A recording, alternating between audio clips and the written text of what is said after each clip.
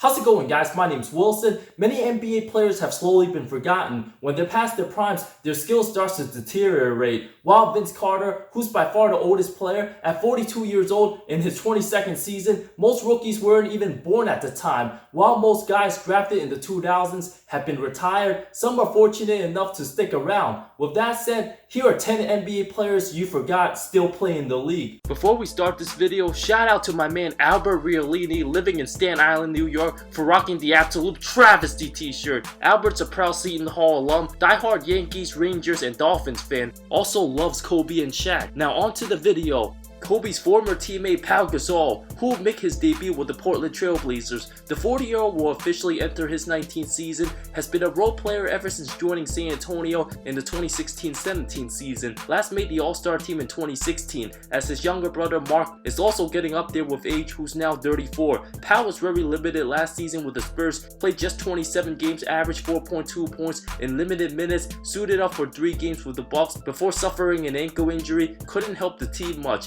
Is a shell of himself, but will be a good mentor for Zach Collins and Yusuf Nurkic, a true leader with all the basketball experience in the world. 2020 might very well be Gasol's final season in the NBA, unquestionably a Hall of Famer. Thabo Sefolosha, the 35-year-old signed a 1-year deal with the Rockets. After 14 seasons, starting his career with the Bulls in 06-07, the 6'6" forward plays a very limited role, getting just over 11 minutes of playing time, averaged just 3.8 points for Utah last season. With the Rockets' small lineup, there could be times Thabo will play the center position this season. Nene, in case you guys forgot, the 6'11" center decided to return after flirting with retirement. Selected in the 2002 draft, the last man remaining from that class, the NBA and Players Association made a ruling on his 2 years $20 million deal to return to Houston. The contract will keep his $2.6 million base, but will exclude the likely bonuses of more than $7 million per year as a salary in the trade. Houston will not be able to use the full $10 million salary as a trade chip. The center averaged just 3.6 points, 2.9 rebounds in 42 games last season, has had a nice career overall as a role player, spent time with the Nuggets, Wizards, and Rockets. Gorgie Deng,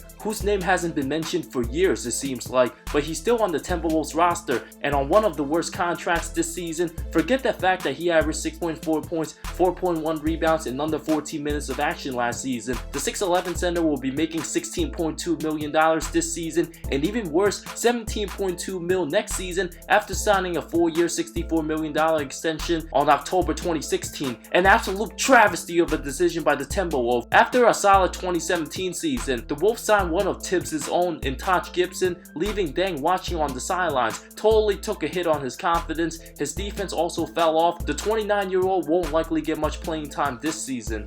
Andre Roberson, who missed all of last season with injury and has yet to play in the 2018-19 season, the 6'7" guard will turn 28 in December, was a rookie in the 2013-14 season, listed as day-to-day with a knee injury, ruptured his left patella tendons in January 2018, ruled out the rest of the season. Before the start of last season, Roberson was ruled out an additional 2 months after undergoing a procedure following a setback in rehab from left knee surgery and fractured his knee again. It's been 21 months since he's last played. Having bad luck time and time again, his season debut should be coming very soon. JJ Barea, the 35-year-old played 38 games with the Mavs last season, was still a solid player, averaged 10.9 points, 5.6 assists in 20 minutes off the bench, but tore his Achilles in January, re-signed with the Mavs this past August. Many people who aren't Mavs fans probably thought JJ was a free agent or retired, and is now at the latter stages of his career, with Dallas having DeLon Wright and Jalen Brunson as the backups.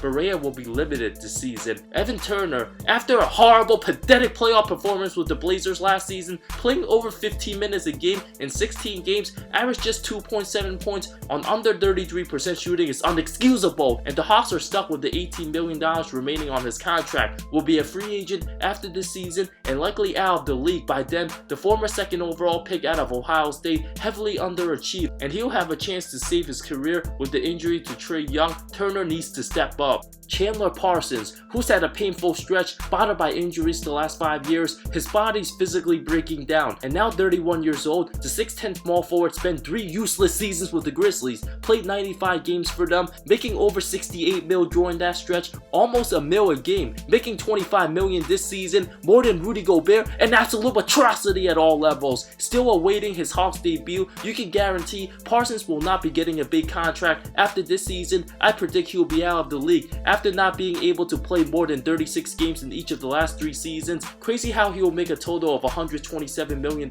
for his career after 2020.